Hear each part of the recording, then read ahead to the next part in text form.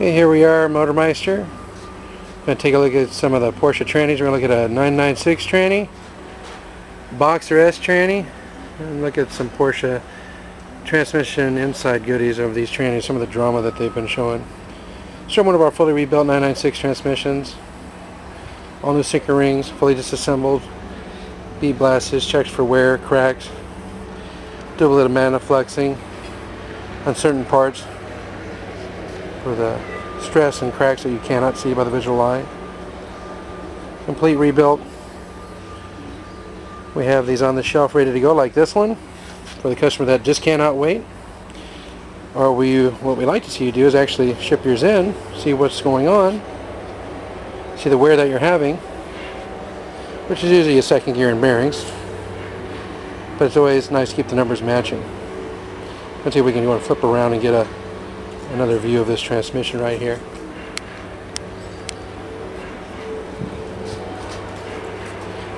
This is how it lays inside the car. I'm going to go and flip it a little bit, take a look underneath it. That's good. This usually, if you lay in the car, this is the side that you see right here. So look at the Boxster transmission, very similar. Easy way to tell in a Boxster and a 996 is a Boxster's flat back here on the butt, being mid-engine, while the 996 has a tail bushing right here. It actually likes to crack right here. So when you look at transmission over underneath there and you got a crack right here, and you're getting that bouncing feel in the shifter, that's what's let go. Boxster transmission, fully rebuilt. This customer that we already built one for, sent his core, we built it for the next person. It's ready to go. Let's look at some transmission parts here, and we have a stock clutch and a Kevlar clutch.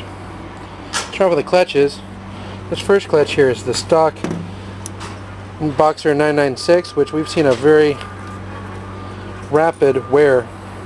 The metal's not the problem that wears, the material. What we like to see our customers move up to is the Kevlar disc. Using a factory Porsche centerpiece of metal with Kevlar. It's a little lighter, just by grams lighter, but the main thing is it lasts about twice as long as the stock clutch. And the feel is bone stock. Only thing with the Kevlar, this outer layer here first kind of wears, so you just need to break it in. About 500 miles, it'll break in for this full service, so will break in across the board. That's why if you put it in too quick and start Ricky racing around, you're only wearing right here. So you want to kind of let it break in about 500 miles, take it easy, and let this whole area break here. This has really been a great upgrade on all Porsches, 911s, Boxsters, 996s. Awesome. Right over here is our bearings. These are the biggest culprits. These are the factory bearings that are in the 996 and Boxster, which is kind of neat that most people, you hear about that German quality. If you look right here carefully, I don't know if we can show. Let's see if we can maybe zoom on in here a little bit.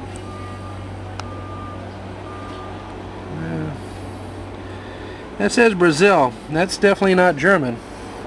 But yep, your German Porsche has some Brazil bearings in there, and see how they're sealed? These wear out. That's when you start getting that humming noises. And what you're seeing in there, if you look right here on this, it actually has a factory plastic cage, and the balls will actually start getting pitted. Look right here, this ball is destroyed, even leaving a wear pattern inside the race.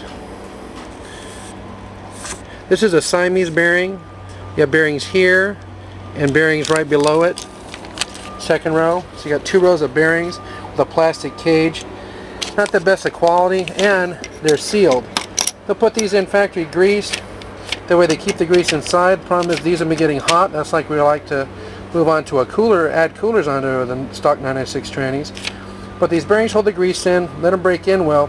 The problem is when it gets hot, grease melts away. No grease, no oil getting to it. Like these that have been modified, oil gets to the bearing like all other Porsche trannies before it. There is no problems. With these here, it's supposed to keep the grease in there, it melts away. Oil can't get to it, dries up, gets hot, and tears it up. Here's the other one. That's how it looks. Rings on both sides. And you'll see a little cupping sometimes right where the bearing meets here. This one wasn't actually too bad. These are our upgrades. Put them in, they get oil all the time. Quality bearing, German. These are the factory 996 Syncro rings. The teeth here really don't wear that much. That's the first thing people look, oh, they look fine, there's no wear. Well, probably out of 80 of these out of 100, there's no wear on the teeth like normal Syncro rings do on the early 911s. It's mainly in here.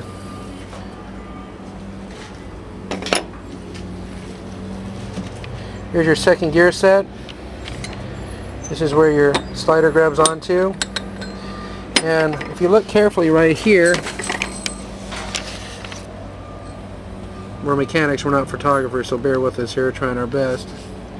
Right here, the teeth are very tiny.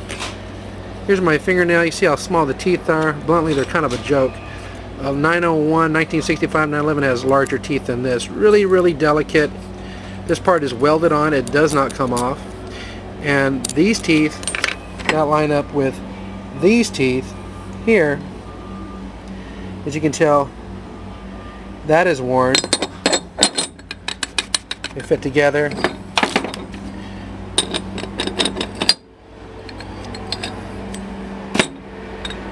Grinding, you hear the grinding in the gears. These small teeth with these teeth will start chewing up, damaging this, your slider, damaging your dog teeth on the gear itself, which this is the second gear set. It doesn't come off. Luckily we have a few of these, good use and new.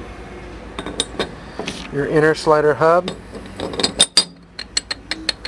Some of the early guys used to call the early 911s these the spider.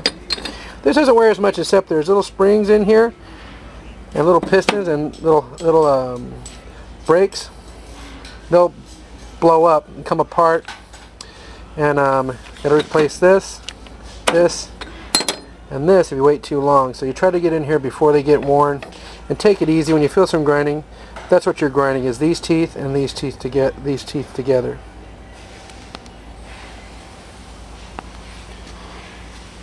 Thank you.